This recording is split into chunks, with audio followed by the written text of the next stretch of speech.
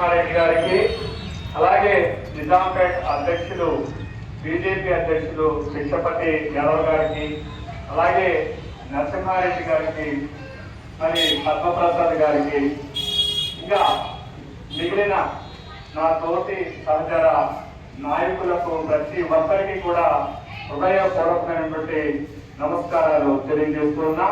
ఇంతటి చక్కటి కార్యక్రమాన్ని ఏర్పాటు చేసినటువంటి మరి Royal Model School principal Jhansi Rani గారికి, అలాగే వైస్ ప్రిన్సిపాల్ పర్వేణి గారికి, అధ్యాపక బృందానికి అందరికీ కూడా హృదయపూర్వకమైన అభినందనలు, అలాగే పిల్లలందరికీ కూడా హృదయపూర్వకమైన ఆశీర్వాదాలు తెలియజేస్తున్నాం.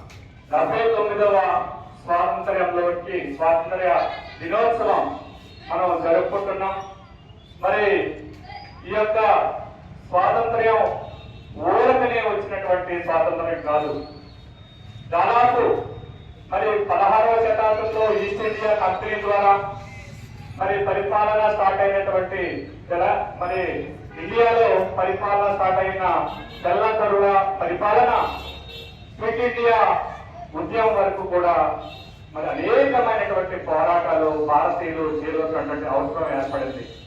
సుమారు 3,50,00,000 మంది భారతీయులు వారి యొక్క ప్రాణాలను త్యజిస్తే మన దేశానికి స్వాతంత్ర్యం వచ్చిందనే విషయాన్ని ప్రతి ఒక్కరికి కూడా గమనించుకోవాలి.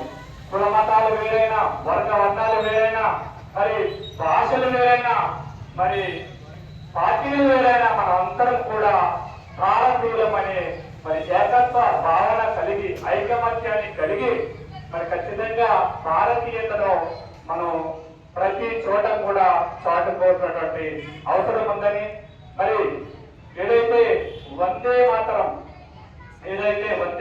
అని నిలదించి అనేక మంది ప్రాణ త్యాగం చేసినటువంటి మహానుభావుల త్యాగాలను మనము స్మరించుకోవడమే కాకుండా మన పిల్లలకు వారి తరతరాలకు చెప్పాల్సినటువంటి అవసరం ఉందని తెలియజేస్తూ అందరికీ కూడా మరొకసారి హృదయపూర్వకమైనటువంటి స్వాతంత్ర దినోత్సవ శుభాకాంక్షలు తెలియజేస్తూ సెలవు తీసుకుంటున్నాను.